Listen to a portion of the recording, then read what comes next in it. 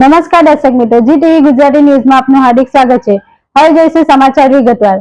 અડાજણની બુનિયાદી પ્રાથમિક શાળામાં જિંદગી જીવદય અભિયાન ટ્રસ્ટ દ્વારા વૃક્ષારોપણ કાર્યક્રમનું આયોજન।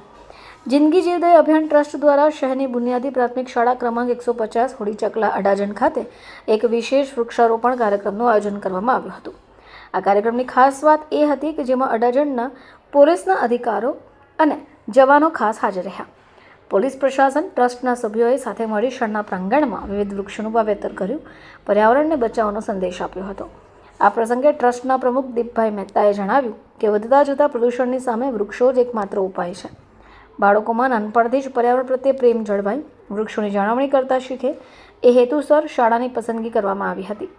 અડાજણ પોલીસની હાજરીથી વિદ્યાર્થીઓનો ઉત્સાહ પણ બમણો જોવા મળ્યો હતો। પોલીસ અને સામાજિક સંસ્થાના સંયુક્ત પ્રયાસની સ્થાનિક રહીશો દ્વારા ખૂબ જ પ્રશંસા કરવામાં આવી રહી છે।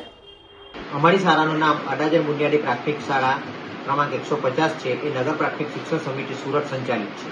જી સર, આપણી શાળામાં કઈ સંસ્થા દ્વારા આ કાર્યક્રમનું આયોજન રાખવામાં આવ્યું છે? આજે અત્રેની શાળામાં જિંદગી જીવદય અભિયાન ટ્રસ્ટ દ્વારા વૃક્ષારોપણનો એક કાર્યક્રમ રાખવામાં આવ્યો છે। જી સર, વૃક્ષારોપણ કેટલા અંદાજે આશરે વૃક્ષારોપણ કરવામાં આવ્યું? લગભગ 120 થી 150 જેટલા વૃક્ષોનું આજે વાવેતર કરવામાં આવ્યું છે। અને આ કાર્યક્રમ દ્વારા તમે આમ જનતાને શું સંદેશો પાઠવવા માંગો છો? આમ જનતાને કહેવાનું છે કે અત્યારે ગ્લોબલ વોર્મિંગના જમાનામાં ખરેખર ગ્રીનરી લાવવી જરૂરી છે।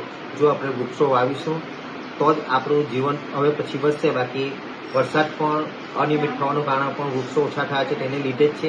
આજે આપણે જોઈએ છીએ કે સુરતમાં પહેલા ઘણા બધા વૃક્ષો હતા, પણ આજે એ વૃક્ષોની જગ્યાએ વૃક્ષોના જંગલોની જગ્યાએ પથ્થરોના જંગલ બની ગયા છે। એટલે આપણે વૃક્ષારોપણ તો કરવું જ પડશે આપણી ભાવિ પેઢી માટે।